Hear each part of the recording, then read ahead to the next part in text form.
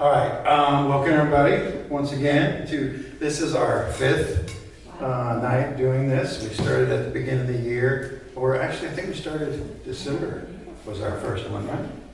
Yeah, I forget, yeah. So I think December was our first one, and so we want to thank Athica for letting us do this here. They've been a big help in letting us organize stuff like this here, so it's a big help.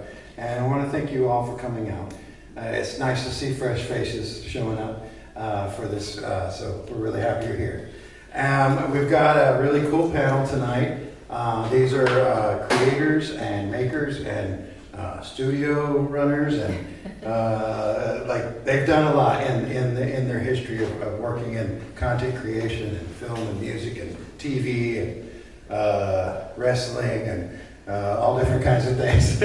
So I'm going to let them all kind of introduce themselves and talk about their thing. Our moderator for the evening is Jazmin Janay. Yes, Did I say it? Jazmin Janay, brought to us by Black Nerd Ninja. I think he's going to be here in a little bit. He said he's going to be a little late, but thank you for coming out and being our moderator. I appreciate it. So we're AthensGATV Meetup for content creators. If you don't know about it already, go to our website, AthensGATV.com, and you can sign up there for our newsletter, which is where we kind of notify everybody about what the next event's going to be and a little bit about what happened last time. We also have a YouTube channel, AthensGATV on YouTube, where we film and post these meetings every time. So you can see what we've done up until now. Okay, I'll let Janay take it from here. Go ahead and tell everybody what you do and who you are, and then we'll introduce everybody here. Thanks. Thank you so much. My name is Jazmin Janay. I'm a local artist here. I sing, dance, and I act, and I was also on the Jennifer Hudson show. I have to do that honorable mention there. Let's see, I've been singing since I was 19 years old, and I am 21 plus shipping and handling. Yeah, so that's me, basically rolled up into a nutshell.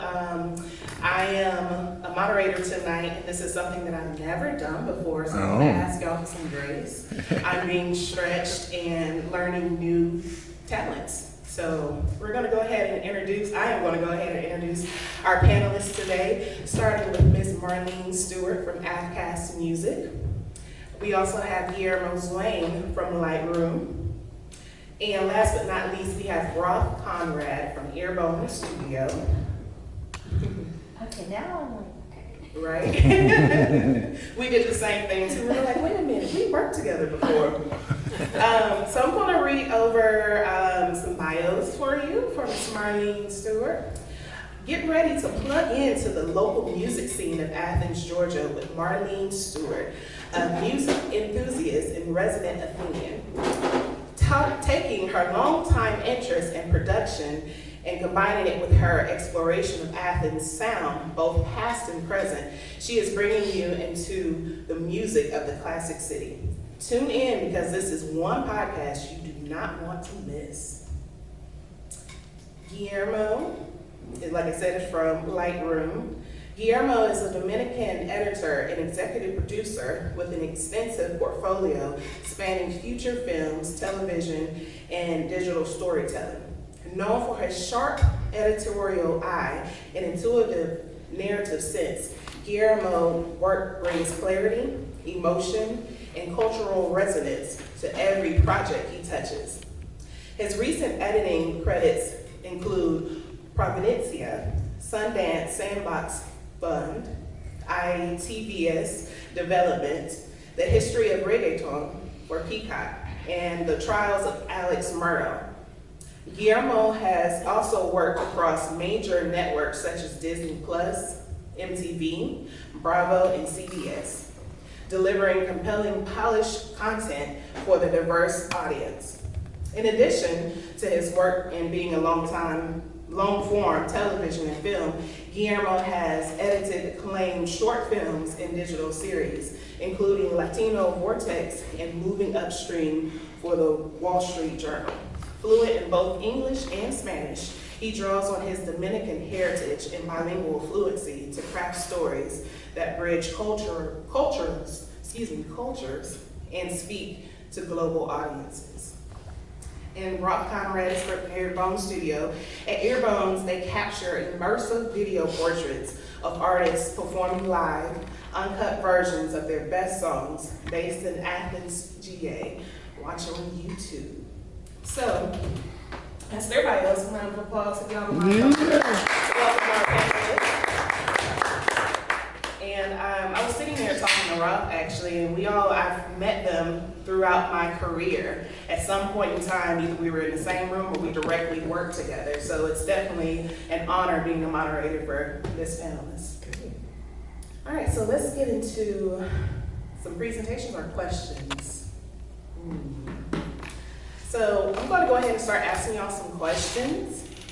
So I'm going to ask, and you can start with whoever wants to start first. What was the moment you knew you had to pursue this creative path? There's a microphone right there. Oh, okay. That's probably the best question of the night already. So, being in entertainment my whole life, well, most of my career, I should say, not that we didn't have the waitressing and all that stuff, but because I was an associate producer for a live show in the 80s, worked for World Championship Wrestling, live TV in the 90s, and then back to the music industry. Well, no, I didn't put it in there, but I actually, after WCW, I worked for a skate park. Opened up a 40,000 square foot indoor skate park. Great fun, but operationally a nightmare.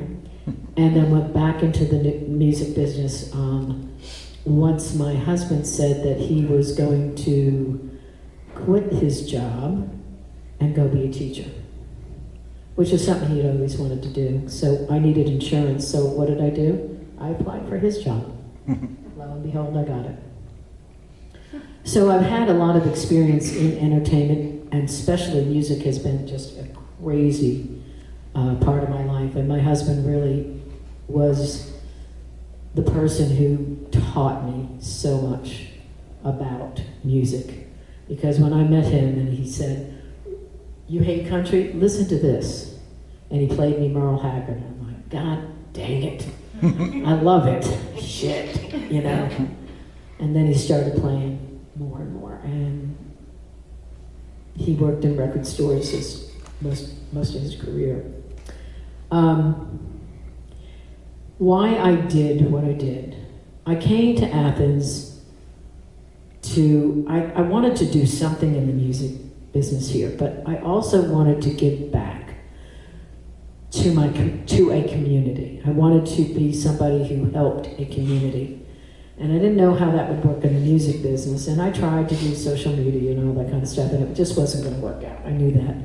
So I went to the side of, all right, how do I help somebody? Well, because someone gave me a kidney 18 years ago, I said, I really need to do something that I know how to do, and that was insurance, health insurance. And I am just retired, but for the last 11 years, I sold. Actually, I never used that word. I don't know why I said it just now. I provide insurance benefits for under 65 and Medicare. And it truly was one of the best jobs I ever had in my life, and I'm going to miss it dearly. But it's time. There's too many things going on that was kind of hitting my psyche, that I couldn't sleep at night, because when you don't do something for money and you're only doing something to help people and you can't, and you have people calling and crying and asking you, how am I going to pay for this and that? It's a really tough thing. So I knew it was time. And I'd helped so many people. Before I retired, though, I was thinking, okay, what's next? What do I really want to do? And I had been thinking for a few years about a podcast, even though I had no idea why. Never did anything like that, but I had experience in interviewing. So I woke up one night right before I started my podcast, actually. And I said Tweed recording. And I had no freaking idea why I said Tweed recording. And I went to bed. So the next day I called Tweed recording and I said, this is what happened to me. Why am I calling you? And she laughed and she said, what do you want to do? And I said, I want to do a podcast. And she goes, oh, we got the perfect person for you. The next day I met, and that was it. It was off and running. And I thought to myself, many nights, I'll just say, who the hell do I think I am? And I had to answer that every single night before I started this. You're a producer. You've been in entertainment. You know how to interview. You know how to talk to people. You know how to do this. I had to talk to myself a lot. And then I started carrying around a sticker in my wallet that said, she said she could, so she did. And that's really what happened. I never thought I would be doing a podcast. I never thought I was working for World Championship Wrestling. I'm like, what the hell am I doing here? I hate wrestling. You know, I mean, so that's how I got here. That's amazing. Guillermo, would you like to answer that question? And what was the moment you knew you had to pursue this career path? All right, I never woke up in the middle of the night and said one random word. I may have, but so I started very early. I started at the age of 15, doing like photos and stuff. And by the age of 19, I was, I didn't know, well, you know, before graduating high school, I didn't know what I wanted to do. I had an idea of storytelling. So I started studying law, and I didn't like it, so I ended up doing mass communication. And then that tells stories. Yeah, that tells stories for sure. And then, you know, time showed me that I needed to be the one helping other people produce their content or their ideas or their storytelling. I tried directing, which I'm okay with, but I was better at helping other people get their story out there, so I gave it my 100%, and I've been doing it for the past 15 years, 17 years, something in between. And I also like working in with group, like I don't like working alone. I really believe that the sum of all parts is what makes a project better. So yeah, I have to ask my wife if I woke up ever and said a random word. I really would enjoy that. And then in Athens, I sincerely felt that there was a need for it, and I'm very economically driven. I also felt there was a community that could support a space like what we have, like the Lightroom, and yeah, here we are. Yeah, that's my story. Cool, excellent stories. Thanks for sharing those. I'm not as experienced in this career yet. When I knew that I wanted to do it was probably only a few years ago when my wife and I moved to Athens. Backing up a little before that though, I played in like punk rock bands and stuff in late high school, early 20s. I did some singer-songwriting stuff, but kind of the working class background I came from, music wasn't a real viable option, so I believed that and kind of quit playing. It was during COVID when we're all sitting in our apartments rethinking our lives. My guitar's in the corner collecting dust, and I was like, I don't want to live the rest of my life without music in it. And I was living in Atlanta at the time. So I started playing music again, recording myself a little bit. And in 2022, my wife and I moved to Athens. I was working remotely from home. I didn't know anybody. I was like, how am I going to meet people now that you know, I'm an adult and I work from home, don't have any connections in the town? So I started reaching out to some songwriters through Instagram just to see if I could record them instead of recording myself. And as soon as I recorded the first songwriter, I was like, oh, I love this. I love recording other people. And so the past 3-ish years, I've just been doubling down on that and doing as much of that as I can. So I focus specifically on songwriters and music, audio recording and video recording. I know I have benefited from your studio, your home studio. So Yeah. I'm glad that you decided to do that. What is a project or a moment in your work that changed how you see yourself as a creator? Oh gosh, I have to go first on this. No, you can go first. Yeah, let's go there. There you go. We'll go back and forth. Yeah. That's a consistent. So a moment that changed how I see myself as a creator. Yes. I'd say when I started getting feedback on what I was doing, like positive feedback, and there was a spot after probably about a year of I was basically stalking songwriters on Instagram and contacting them. And at first, it was hard, and like I want to get a lot of responses. But after about a year or so, people started contacting me instead of me contacting them, and I think that changed a little bit.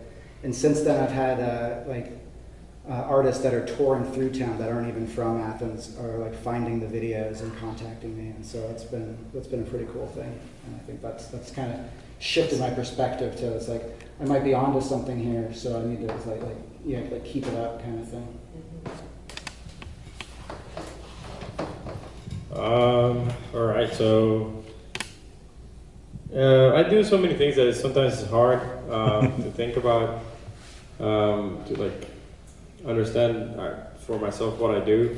I think as a producer, I think like the first time we got into like a big festival, the Miami Film Festival was very like eye-opening.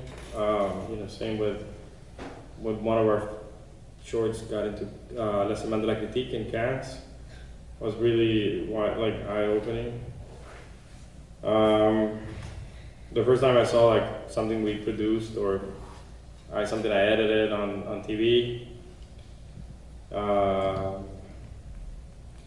And then I did a show with Broadway Video, which is a big company, distributed by Amazon for Audible. That was very big as well. But again, like, it's hard for me to have a dimension of what I do, but I really enjoy every project I do. I think every project we get into is like a new project. Now we're working with Marlene, and I admire every person I work with. I admire how strong her point of view is, and how so it's really eye-opening that people want to work with me. And I don't have one project. Every project is special, and every project makes me understand a new thing about myself and about what I want to do with myself every day. I do change my mind every 5 years and be like, I didn't like that project. What is a project or moment in your work that changed how you see yourself as a creator? I think the first time that somebody said, that was really fun. Thank you for allowing me to come on your podcast. I was a little nervous the first time. I mean, I've been in this situation. It wasn't like something new, but it was just me. It wasn't a whole show with other people involved and all that kind of stuff. And it continued to happen. But also getting through the first podcast and saying, okay, it's going to be okay. I love that. This next question is something that I'm just itching to know, because this is something that I've experienced, and this is gold for other creators. How do you push through creative blocks or moments of doubt? How do you push through that? Guillermo answered that for me because I sure told him. You push through it because you listen and you see what could be better. And that's the only way to push through, is to listen, criticize yourself, say, or whatever, because when I started this, I was editing it. Well, not editing it, but I would listen to it and timestamp it.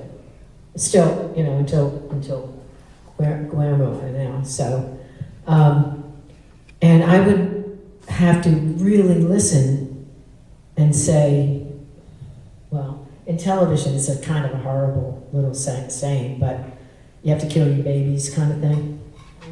And I didn't know how to do that. And I started learning how to do that a little bit, more and more. Because you have to remember it's not about you, but you also have to balance that it wouldn't be there if it wasn't for you. And bringing some personal things into it is necessary. Because you don't want to be just an interviewer on a podcast. You want to be a conversationalist. You want to bring somebody into your living room, or us into their living room, and say, hey, this was pretty interesting. I'm not sure that that's still the point, but it really is. It really is, So that's how you push through things. You learn what you probably didn't do right. And then I have a twin sister, by the way, who's identical. And oh my God. Well, you did this and you did that. You did this. And you did talked all over him. And I'd say, okay, I'll try. Because I like to talk. But anyway.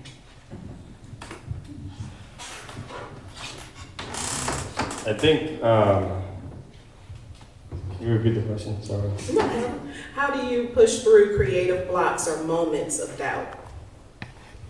Again, I don't work alone, so someone else will push me forward. I also, I don't believe in being blocked, or I think my brain just doesn't allow that. I think anxiety pushes me forward every day. I get up and I be like, oh God, I need to make money today. So I get up and just push forward. I think also, other people's criticism, or not criticism, but notes on what we do really helps me. I don't have a twin sister, I have a brother, and he gives me lovely notes that really help. I have my wife, my business partner, who gives me notes. She gives them to me too, by the way. Yeah. and we push forward. As a writer, it happens. I've written for TV, and I also written for films and shows. I think you're never alone. Your producer's gonna be with you. And lastly, when I started in American television, I learned something, and is that you're gonna have a schedule, and your schedule is gonna push you forward.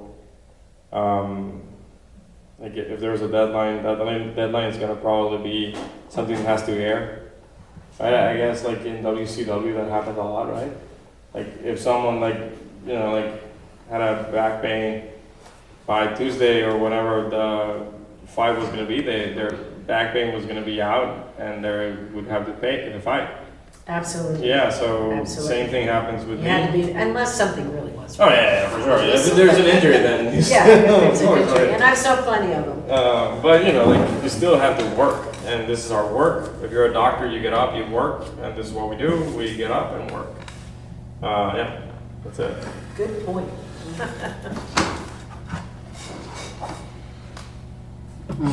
So I like both of those answers.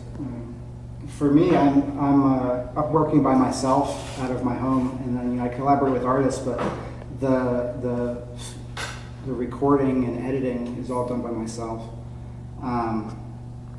And I think kind of one thing that I noticed in my life, I think I was kind of slow learning this because I think a lot of people kind of learned it earlier on, but It's like, if you just keep doing something for long enough, I think you eventually start to become successful at it. And I spent a lot of my 20s bouncing around to different jobs and trying different things. And it's like, you get like broad experience that way, but you don't really kind of like build anything substantial that way. So when I started doing this, like my mantra was just like kind of persistence and stubbornness.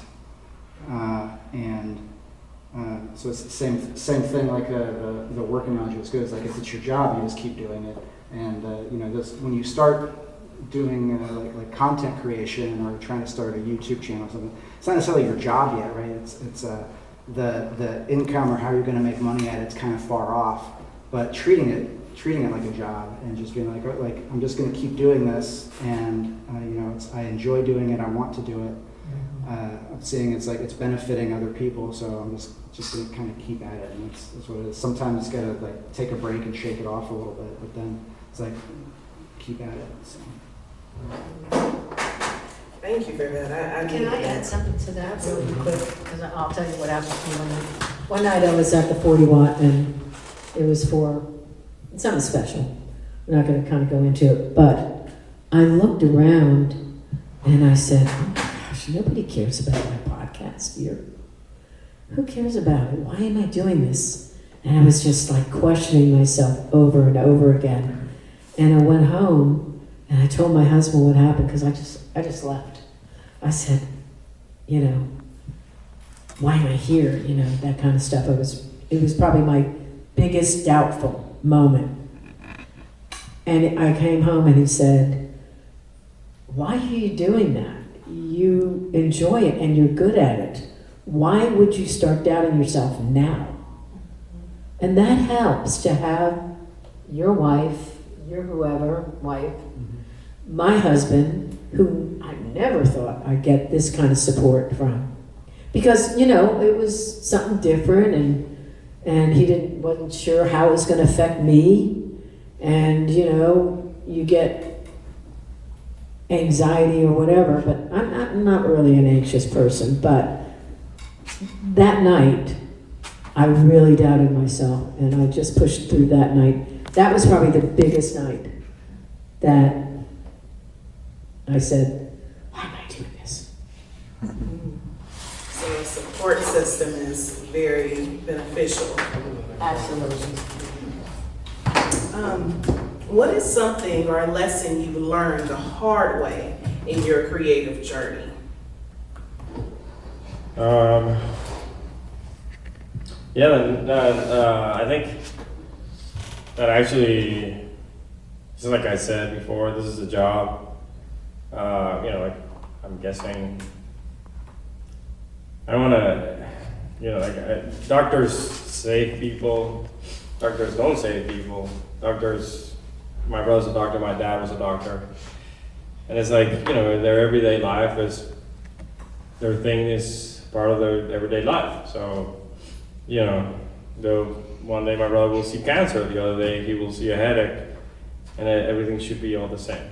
And one of the biggest lessons that I got is that, a film is a film, and the high of making something is like one day, but the next day I had to get up and create something new. And that high of getting into a big festival lasts until you get there, and then you have to be selling your next project. You have to still be talking about that project and selling that project. Every project has multiple lives, but our show that we did with Broadway Video, we had Newark was one of the terminals was was advertising the show, and the show did really well. It was it was in the 2 percentile of listens in the world, and then the next but the next day was just a normal day. So don't get full of yourselves and just keep walking. This is part of your everyday life. But you also have to understand who you are, where you are, and what you do. But my big lesson is that what we do should be part of our everyday life, and we should be proud of it, but at the same time, just keep walking and moving into the next thing. I don't know who wants to go next. I like to learn everything the hard way. I'm pretty stubborn like that, so it's like you hear advice and people are like, oh, if you do it this way, it's fine. But I always kind of like to I want to know why it's the hard way, I guess. So I'll try those things. But so kind of everything that I've done from developing my lighting setup to developing the audio quality and sound on the show. I've done a lot of experimentation and like trying things the wrong way, trying things the right way. Different kind of courses I took online, trying different things. So I'm a big fan of learning things the hard way and experimenting.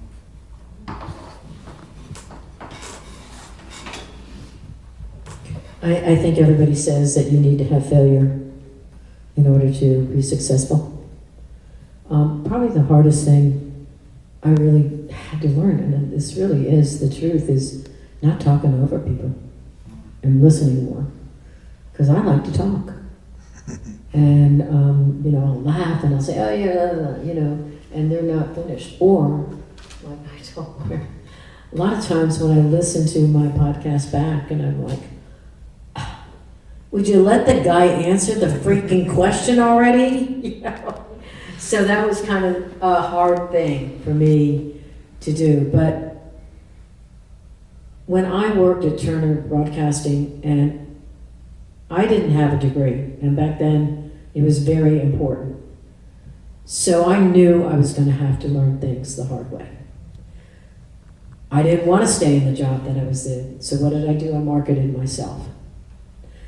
And I called every television station, every production person, and said, can I personally, hand you my resume? I guess you could do those things then. And just say, I want 5 minutes, and I just want to be able to tell you what I could do for you. And that's how I got through it, because it was really hard to get a job. And then someone called me for WCW, and I'm like, oh, well, shit, I wasn't expecting that. But you learn from the hard way. You definitely do. And I agree 100% with you, that if you don't have hard things, you're going to get complacent. I have one last question for you. What advice would you give to someone who is just starting out or starting over in a creative field? Excuse me.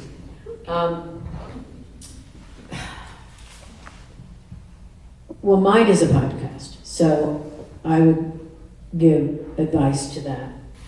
And, I really didn't know what the hell to do to create a podcast. But I knew I had to say, what do you do? Who do you need to talk to? How do you record? Of course I was lucky with that one, because Tweet immediately gave me someone in a room to record in. Instead of me having to go buy the equipment and make my room, quality, to make the audio nice and quiet and quality. You had to pick a name. What the hell am I going to call this thing? And you have to get emails. You have to get everything, and you have to pick up, how are you going to promote it, all those kind of things. And I came up with step by step by talking to people and hiring somebody. Say, hey, can you hook me up? Can you show me the way to get distribution? I knew how to get an email. How do I get the distribution? Do I do video? Do I not? And at the time, I just didn't think video was for me. I'm about to try it, but Great. because and Guillermo knows this. I feel that my voice kind of speaks for itself in many ways. That my biggest compliment is you have the perfect voice to do this. And when I first started, oh my God, I put those headphones on and I'm like, hi, this is Marlene. This is not a sexting or sex on the phone, but you learn that kind of stuff. But yeah, so my advice is gather your information, no matter what creativity or what other content you're going to do. You have to know what is the process, and I chose people to find that out rather than me doing everything by myself, and it worked out very well. Can you repeat the question? Yes. What advice? Oh, the advice, yes. So I think I could have gone last. I think the one thing I can tell people, I've been joking about this for a few years now. If I had a time machine, I would tell myself like, oh, in 2021, 2022, there's going to be a strike. And like, you're comfortable right now, but in 2022, you're going to lose how you do stuff. And by 2023, you won't have any clients and blah, blah, blah. That's why I admire people like Marlene, who can reinvent herself. I'm not saying you're old, but No, I'm the one saying that. Okay, but like, you can reinvent yourself how many times you need to do it. But the idea is that I think the big the thing I would say is, like both of you are doing, you have to be flexible today and content create in a way that actually is what people are doing right now. Podcasting is the #1 consumed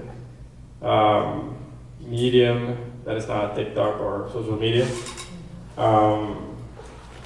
Music is still king. I don't know how musicians support themselves, but that's another conversation. And then like I had to learn everything again. Today I did my first advertisement ever. Even though I told myself I would never do advertisement because I was a film person or a TV person. And lastly, I think I've been saying it over and over again, ego stays outside. Like it doesn't matter who I am. What matters is like, how we present ourselves, how humble you are. People have always helped me further my career, and I want to do that. That's why we opened the Lightroom. We want people to have their own space to tell their own stories, and if they need our help, yes, I love money, so I'll charge you for it. But beyond that, like we really want to help people tell their stories, be flexible, be ready to transform yourself, to evolve, and also leave the ego in the outside. That's that. Yeah, that's good advice with the ego and reinventing yourself. Yeah. I have a huge ego though. Is that something you have on your heart? No. You just have to know yourself. Yeah. The more you know yourself, the further you're from the. So the idea is that there's like this theory that there's like this mountain of ignorance. And the more you know, the further you are from the top. And you can see the mountain after you're on the other side. Wow. So the more you understand yourself and understand your ego and understand how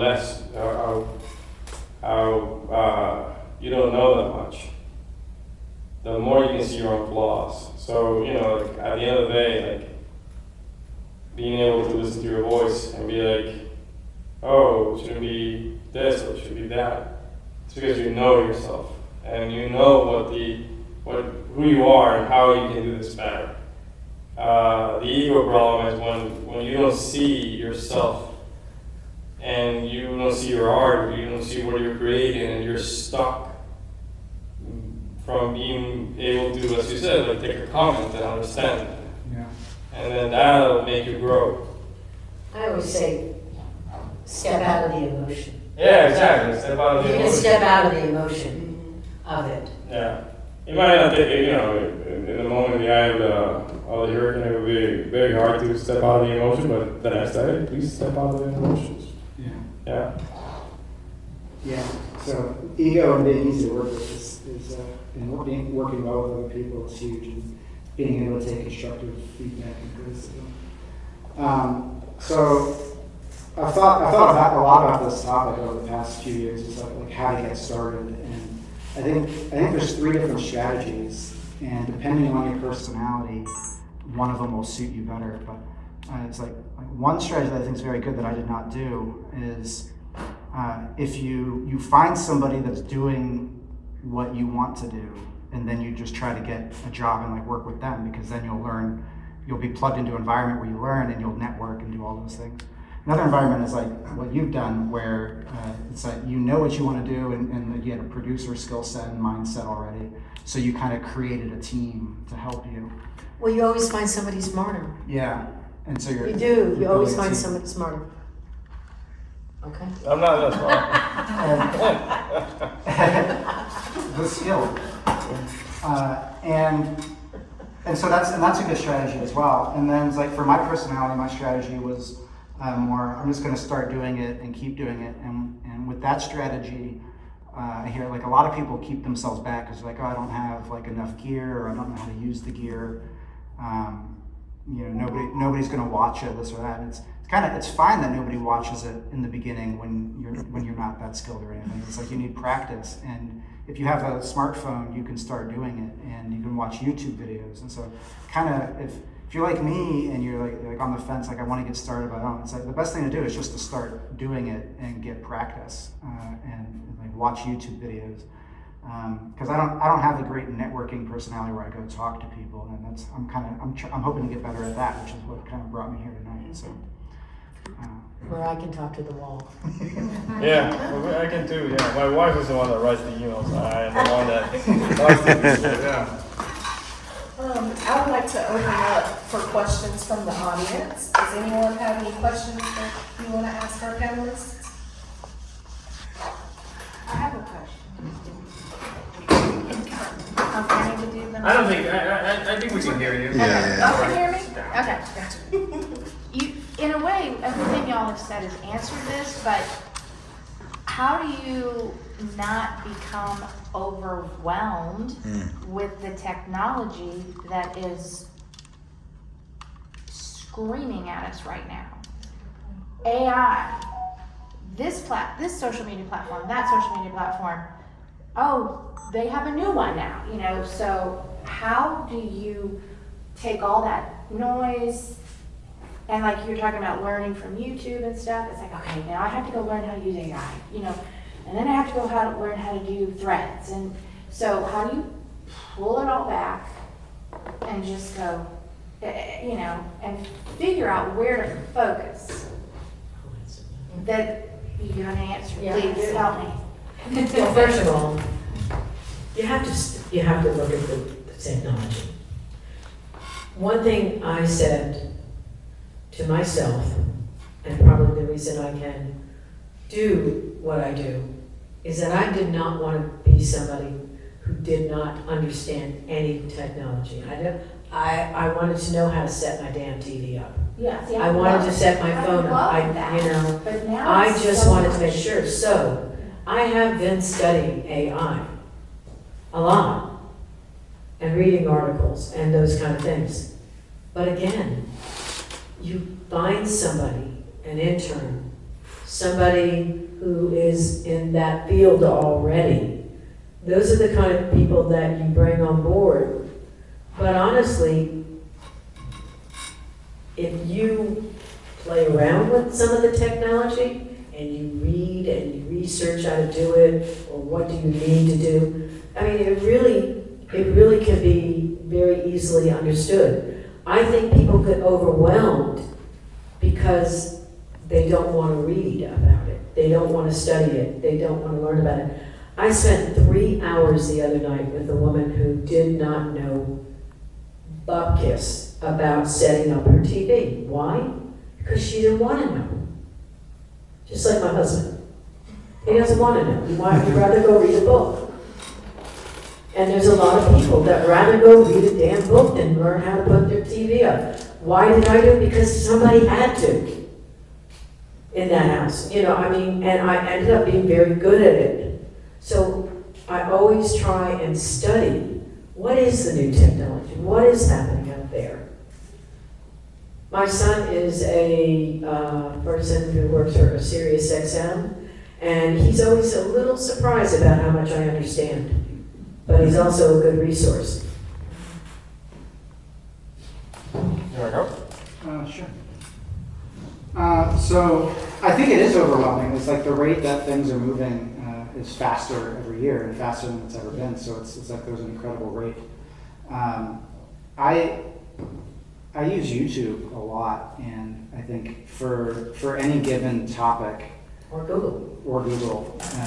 But for any given topic, there'll be a handful or more of different YouTube channels, and there's different personalities kind of sharing the thing with you. And so I will initially, watch a little bit of all of them, and then kind of find one that's good for me. And then, over time, I've collected several YouTube channels. So it's kind of like my initial source. And then some of these too, they'll develop courses and things that they sell. And once you find, the right person and personality for you, then sometimes those courses can be valuable. And then it's kind of like a triage situation, right? Like the whole thing's a disaster because it's all happening so quickly. And it's pick one thing and like baby steps, and pick another thing. Baby steps. Don't try to do it all at once, right? Like you break the big problem into smaller problems. So that's how I do it. And I have a growing long list of things that I'd like to know and learn about, but there's only so much time and energy. And I was going to say, because I do them, I was on with Apple, I don't know how long. And he said, well, I said I had to go, and we set up an appointment. So by the time my appointment came, I had already solved the problem. And he said, well, what did you do? Yeah. Well, I've discovered too, ChatGPT is one of my new best friends. Yeah. It saves a lot of research time because it can give you spots. I use it. I use it every day. I use it for how to understand something. Where is this? What do I do? I mean, it's another Google. Yeah. So don't say thank you though. I know, it's a fine line. No, because it costs like millions of dollars in energy to I say get thank you. that. I think Yeah. I want you to say thank you because it's costing millions of dollars. Yeah, so the idea is that, Energy, yeah. yeah, I think everything is overwhelming. If you see, I don't know how people take baths. It's so absurd. You have to do it. You have to learn. If not, you'll get Left behind. left behind. I think also the world's not going to get, like you said, everything's going so fast.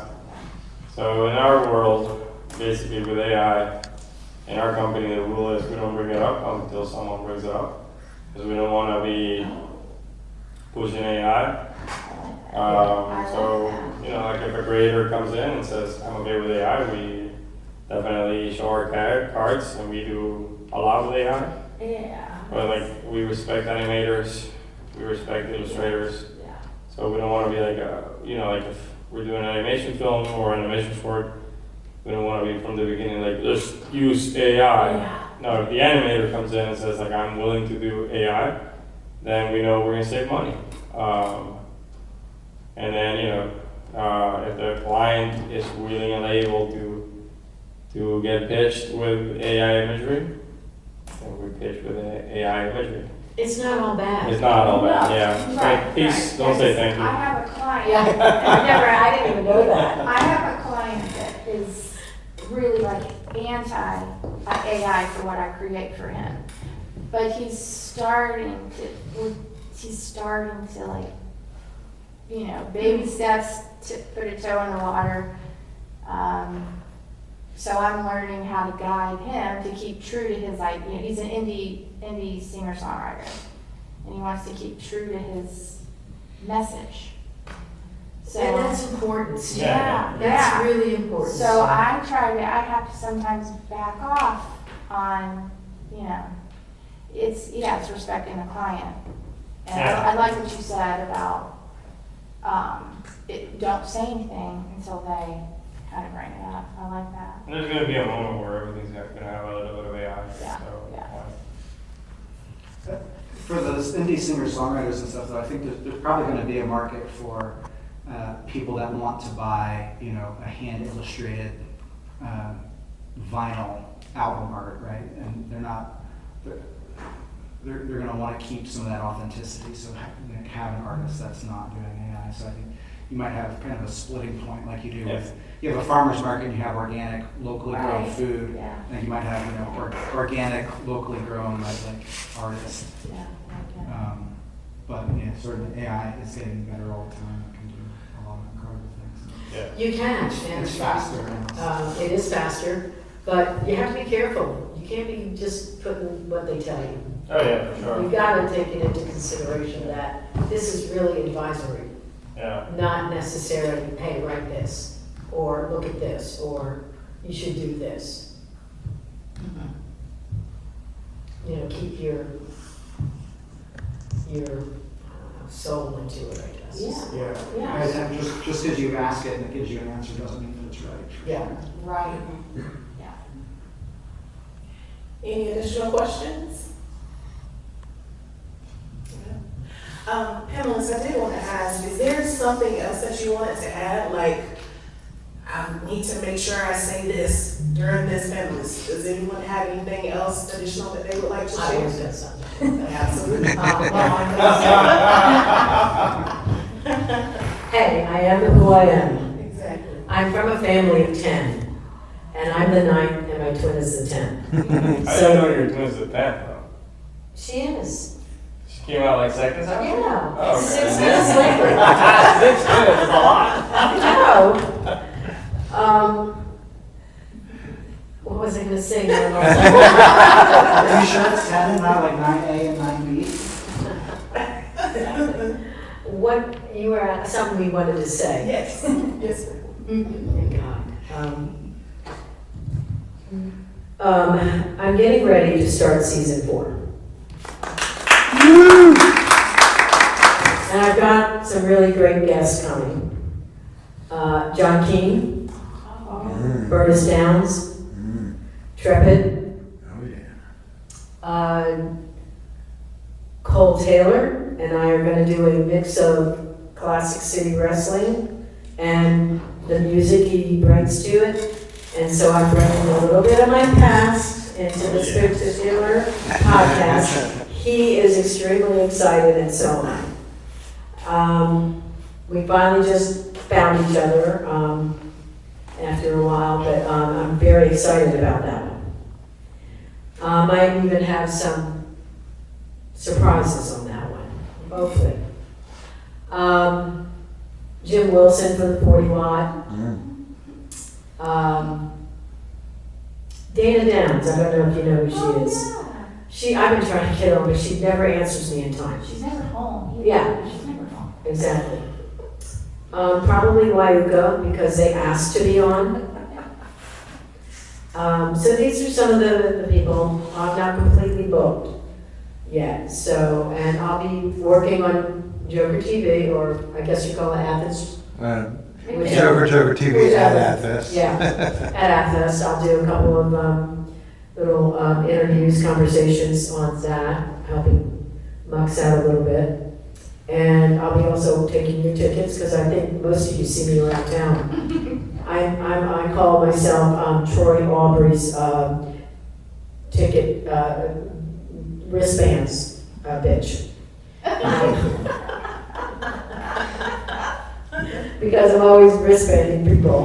And I do it quite nicely, I might add. I am the queen of the wristband, so just so you know that too. But I'm really excited about, for a while I was like, what am I going to do for season 4?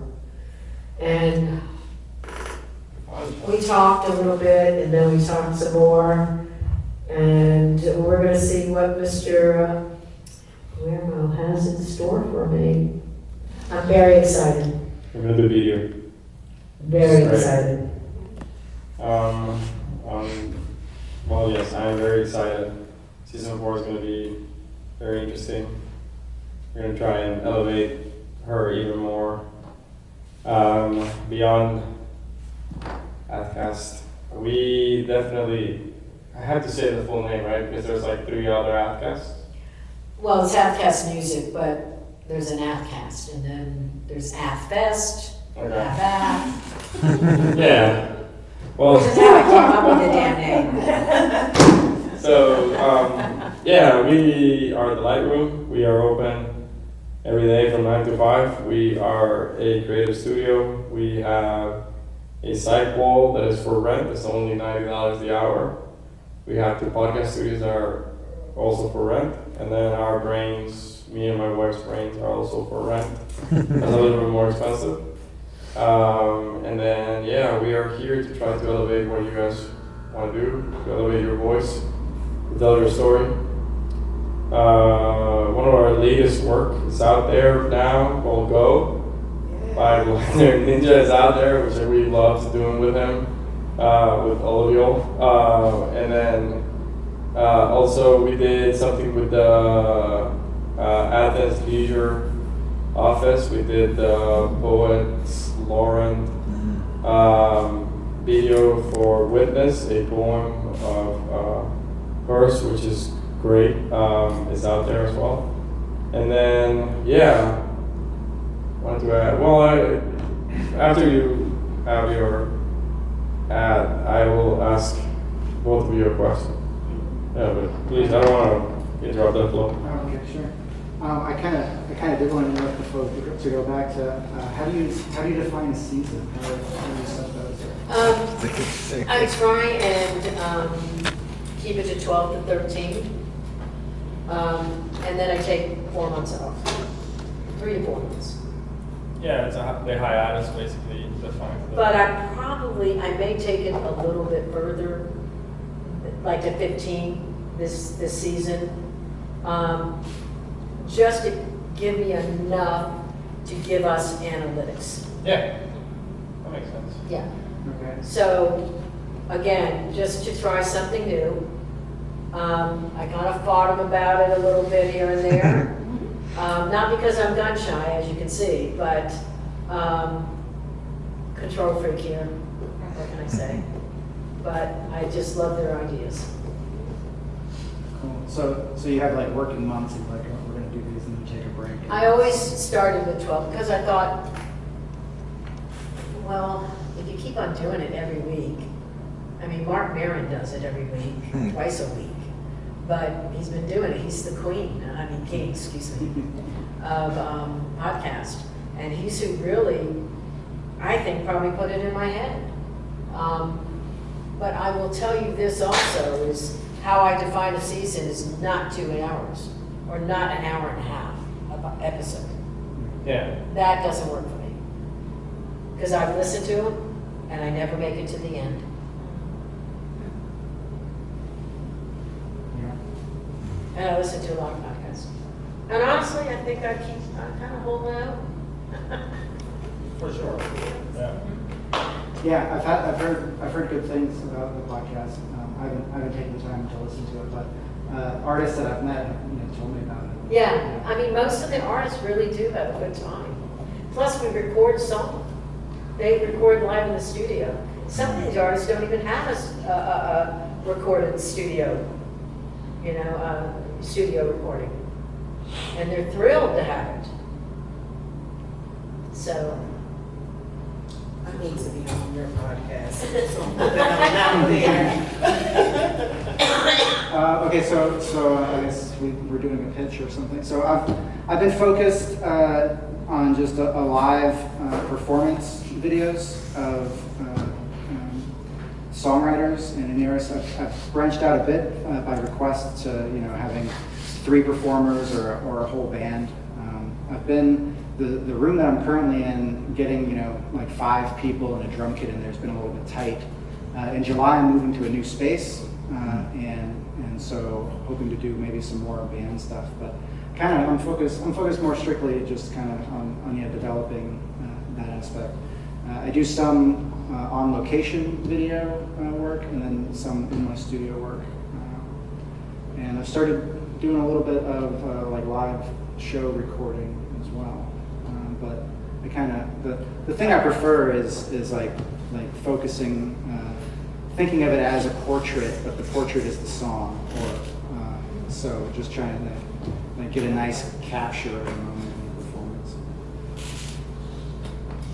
So my question would be, what episode or artist should we listen to start?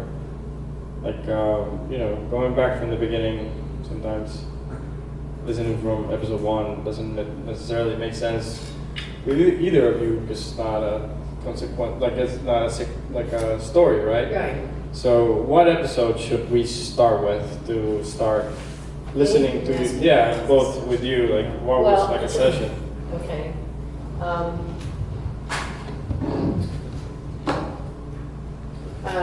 My first podcast was with Andrew of Tweed, because he gave me the space. And he was a really good interview. I was thanking God the whole time, because he talked so eloquently and so passionately. And the man had been saving up all these equipment, and his story is fantastic. So definitely start with episode 1. Mayor Gertz was a very good interview or conversation. I have to get out of that habit again. Jim White, who is an amazing artist and quite a story, was a really good and somewhat emotional episode. Montu Miller, I boohooed on that one. Sorry, I just gotta say it. I didn't boo-hoo, but it was an emotional conversation and well worth the listen. We were both very passionate about what we were saying. Mayor Dodd was, I can't say enough about that conversation. It was so special to me, and he was so refreshing and so responsive and so happy to be talking to me. Trivia and the Enemy, we just laughed the whole time. Bichos Vivos, we got a little cray-cray. Along with 5'8", with Mike Mantioni and Dan Horowitz. I lost control. I'm not gonna lie, I just lost control. I just said, okay, go on. I talked to Annie Leith. She was wonderful. Sarah Boots did a beautiful song live in the studio. I think she was my first one, actually, for season 2. That's when I started the live in the studio. So those are some of them. I mean, some are better than others, as you can imagine. So, yeah. But I do have some very special ones that are near and dear to my heart, and that they were so responsive and so happy that, I was asking the questions.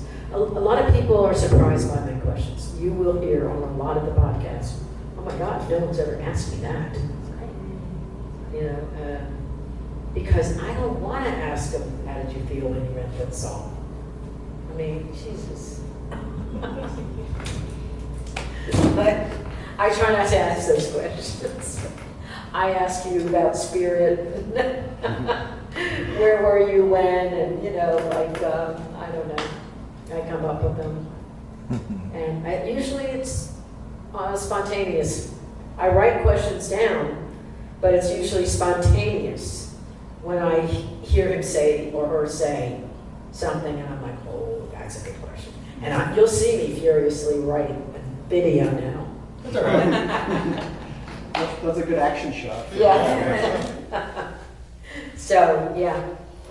So what's a good artist from you? So my favorite session is always like the most recent one that I've done, right? Yeah. Because You're only as good as the last Yeah. video you shot? Yeah, but A lot of the artists that have been on your podcast have a session on my channel as well. So Annie Luke has one, Sarah Moots has one. Good. Mayor Dodd is not on my channel, but we filmed one for him in his office in Winterville. Oh, the one that playing the guitar? He played guitar, his son played keyboard. Oh, I didn't see that. There was one of I think he submitted one of them to Tiny Desk.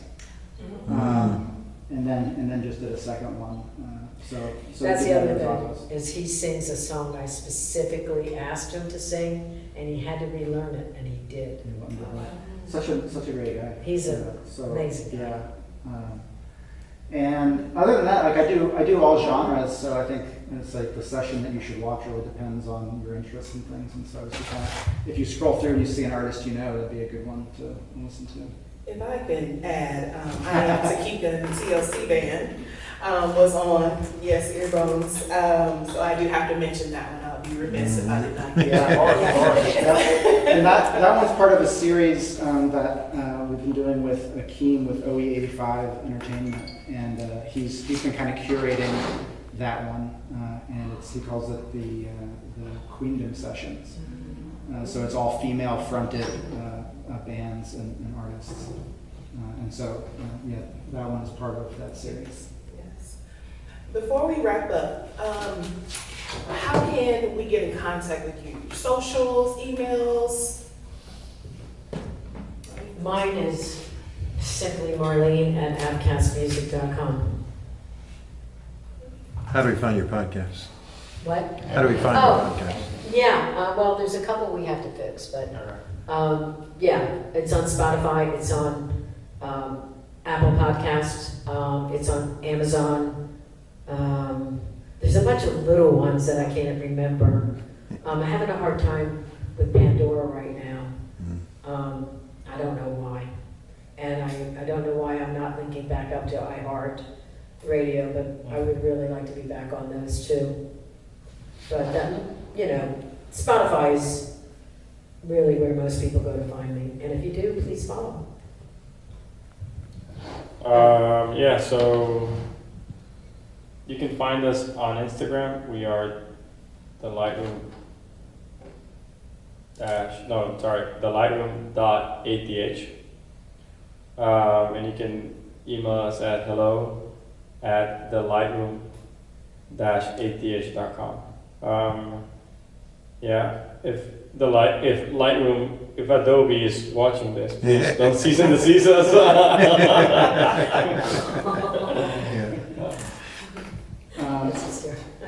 My email address is hello@earbones.com, and that's bones with a Z, so earbones with a Z.com. And then I'm primarily posting to YouTube and Instagram, sometimes on TikTok, but I haven't liked that platform quite as much. But it's at ear.bones.studio, and there again is bones with a Z. And lastly, I must mention these. Make sure you sign up at AthensGATV.com to be notified of future events. If you have any casting calls, opportunities, or job listings, AthensGATV is here to help get the word out. If you have anything to share with the community, send the details to AthensGATV@gmail.com, and they'll review them for potential inclusion in the newsletter mailing. Would you like to give a presentation? If you are interested in giving a short presentation, including your project to the community at the upcoming meetup, please reach out to AthensGATV@gmail.com right away.